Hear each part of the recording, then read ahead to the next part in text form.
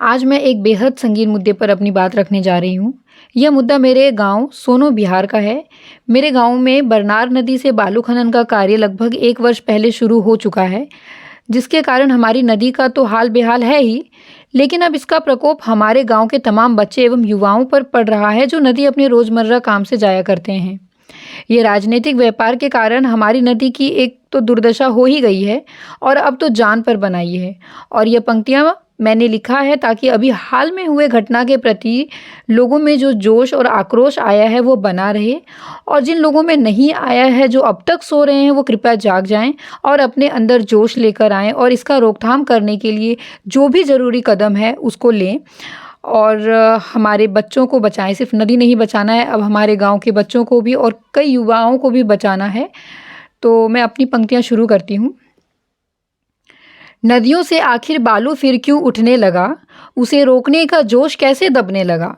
इन दो कौड़ी के बिकाऊ लोगों ने ना देखा कि घर का चिराग कैसे बुझने लगा। कहाँ गई वो आंदोलन की जगरातें, कि कहाँ गई वो आंदोलन की जगरातें, कहाँ गई वो नदी बचाओ की बातें। नदी तो छोड़ो, क्या भूल गए उन बेटों के घरों की रुआसी रातें। चंद पैसे नहीं बिछ रहे हैं हमारे परिवार की लाशें, जो ले रहे हैं सिर्फ तुम्हारी भ्रष्टाचारी हाथें।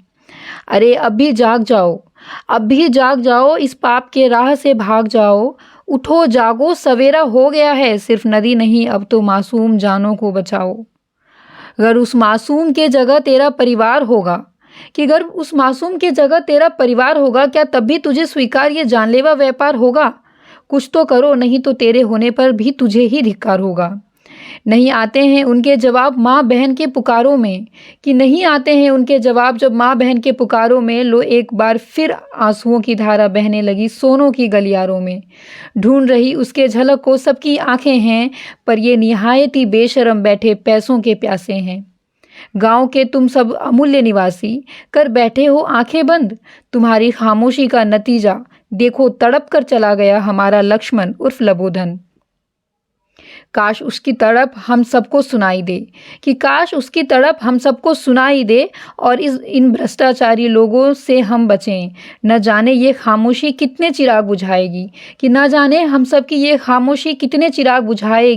न जाने ये नदी कितने मासूम जान यूं ही खुद में समा ले जाएगी।